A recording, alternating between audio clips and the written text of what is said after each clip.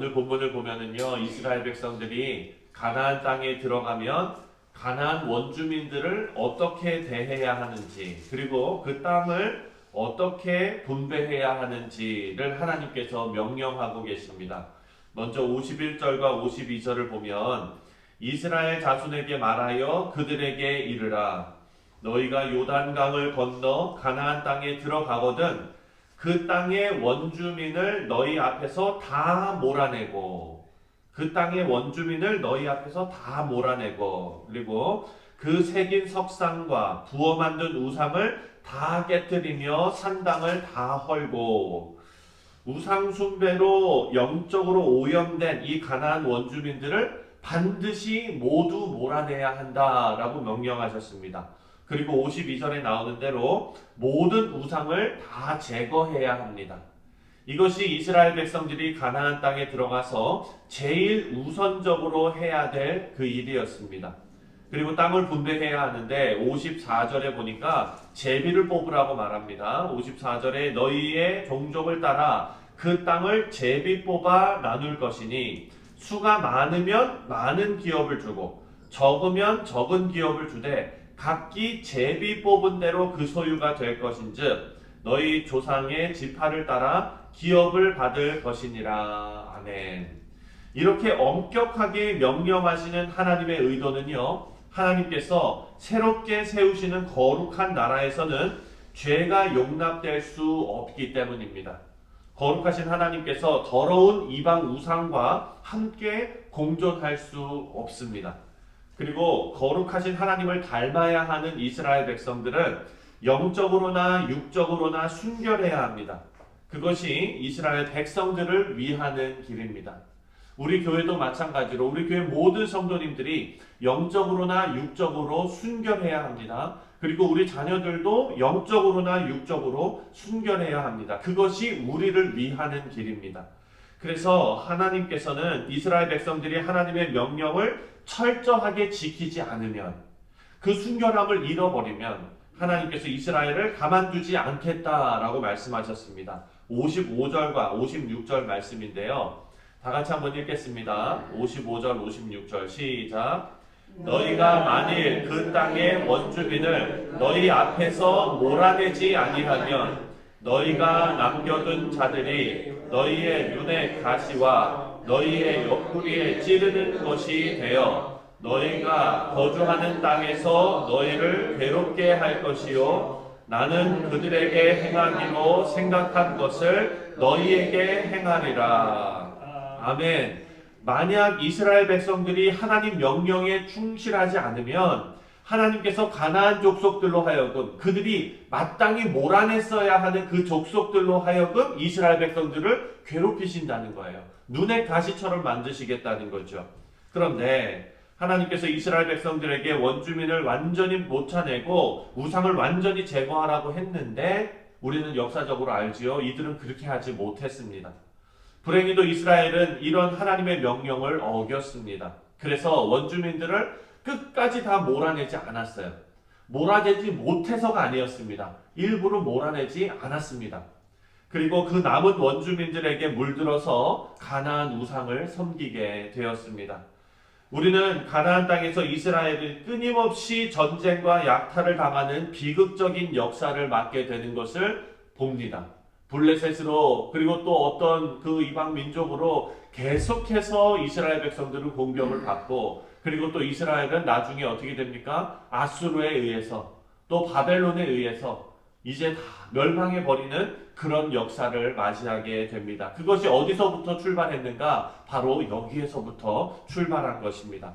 우리 사랑하는 성도님들, 말씀에 나오는 이스라엘뿐만 아니라 지금 하나님의 교회는 계속해서 거룩한 전쟁을 아주 치열하게 치르고 있습니다. 예수를 구주로 영접한 성도들은 하나님과 더불어 거룩한 공동체에 속해 있습니다. 여러분 믿으시죠? 네. 세상의 공격이 우리를 향할 수밖에 없는 사람이 된 거예요. 왜냐? 우리는 순결하고 거룩한 사람들이 되었기 때문입니다. 마태복음 10장 34절을 보면 그런 순결하고 거룩한 사람에게 예수님께서 이렇게 말씀하셨습니다. 뭐라고 말씀하시냐면 내가 세상에 화평을 주러 온 줄로 생각하지 말라. 화평이 아니요 검을 주러 왔노라. 예수님께서 제자들에게 이렇게 가르쳤어요. 내가 너희에게 검을 주러 왔노라. 성도가 되었다는 것은요, 사랑하는 성도님들, 이제 그냥 온실 속의 화초로 지내는 것이 아닙니다. 죄악의 세력과 싸워야 한다는 것을 우리는 다 알고 있습니다. 약속의 땅 가나안에 들어간 이스라엘 백성들은 그 땅에서 예쁜 꽃으로 가만히 있지는 못합니다. 왜냐하면 가만히 생각해 보면 여러분, 이스라엘 백성들이 어디서 나와서 가나안에 들어갔습니까? 애굽에서 나왔죠. 그렇다면 이스라엘 백성들이 애굽에 노예 생활할 때 다른 나라가 이스라엘 백성들과 전쟁했습니까? 안 했어요. 네, 안 했어요. 노예 신분으로 있었지만 전쟁은 없었습니다. 이스라엘 백성들을 칼로 전쟁으로 죽이고 싸우고 이스라엘 백성들이 그 땅에 살면서 전쟁으로 검을 들고 싸워야 되진 않았어요. 왜 그럴까요? 사탄은요, 자기 지배 아래 있는 사람들을 공격하지 않습니다. 다만 그들의 영혼을 착취합니다. 그래서 하나님을 알 수 없도록 만드는 것입니다. 하지만 하나님의 강권적인 역사로 자유를 얻은 성도들에게는 사탄의 세력, 세상이 공격을 퍼붓습니다. 어떻게 해서든지 믿는 자들이 타락하게 만들고 온갖 술수를 다 써서 그들이 하나님을 닮아가지 못하게 만들려고 하는 것이 바로 사탄의 공격입니다. 그래서 똑같은 일도 서로 반복하게 만들고 싸우게 만들고 편협하게 만들고 그렇게 만드는 것이 바로 온갖 술수인 것입니다. 그래서 하나님께서 가나안 원주민들을 완전하게 다 몰아내라고 명령하신 이유가 바로 이것입니다. 이런 영적인 전쟁은 죄악의 세력을 철저하게 몰아내고 그로 인해 하나님의 복이 임하는 그런 전쟁입니다. 그래서 여러분, 우리는 어떻게 해야 될까요? 전신갑주를 입고 하나님께서 우리와 동행하시는 그 하나님의 성령의 능력으로 우리는 하루하루 죄와 맞서 싸워 나가야 될 줄 믿습니다.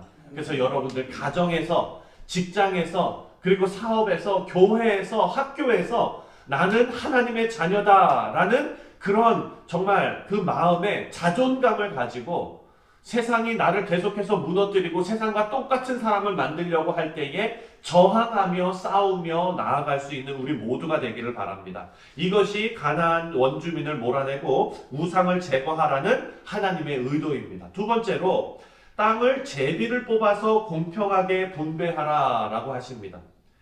우리는 예수님께서 다시 오실 때에 하나님의 나라에 영원히 거하게 되고 완전하고 영화롭게 하나님과 교제하는 삶을 살게 될 줄 믿습니다. 그리고 그런 하나님의 나라는 어떤 나라이냐? 평등한 나라입니다. 54절을 한 번 더 읽겠습니다. 54절 시작.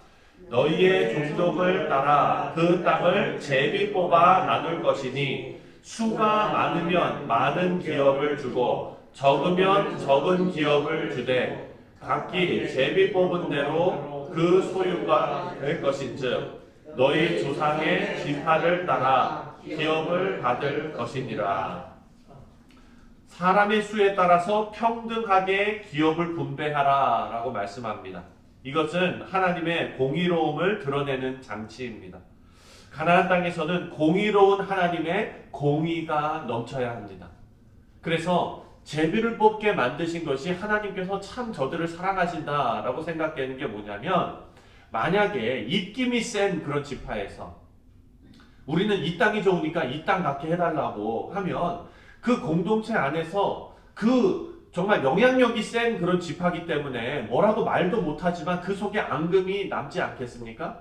하지만 제비를 뽑는다는 것은 공평한 것 아닙니까? 어느 누구도 똑같은 조건으로 뽑게 되는 것입니다. 그러니까 모두가 인정할 수 있고 그 가운데 마음의 앙금이나 다툼이나 이런 것이 없게 하신 하나님의 은혜라고 볼 수가 있습니다.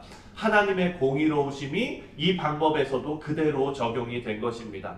우리 사랑하는 성도님들, 요단을 건너서 가나안 땅을 정복할 이스라엘을 향해서 하나님께서 가나안의 거민들을 다 몰아내고 우상을 제거하라 라고 명령하셨고, 또 가나안 정복을 시작하는 이스라엘에게 하나님의 백성다운 기준과 생활을 요구하셨습니다.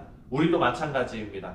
하나님을 몰랐을 때의 신앙 자세로 구원받은 후에 얻게 되는 영적인 기쁨을 누릴 수가 없습니다.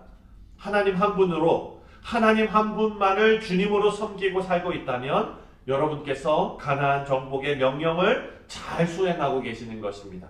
하지만 하나님 외의 것에 마음이 빼앗겨 있다면 하나님의 명령을 우리가 잘 수행하지 못하는 삶을 사는 것입니다. 바라고 기도하기는 우리 모두가 예수님의 피로 거듭나서 새로운 인생이 된 것을 기억하시면서 하나님의 말씀에 우리를 비추어 계속해서 변화받는, 그래서 하나님으로 충분한 인생을 사시는 우리 모든 성도님들 되시기를 주님의 이름으로 축원드립니다.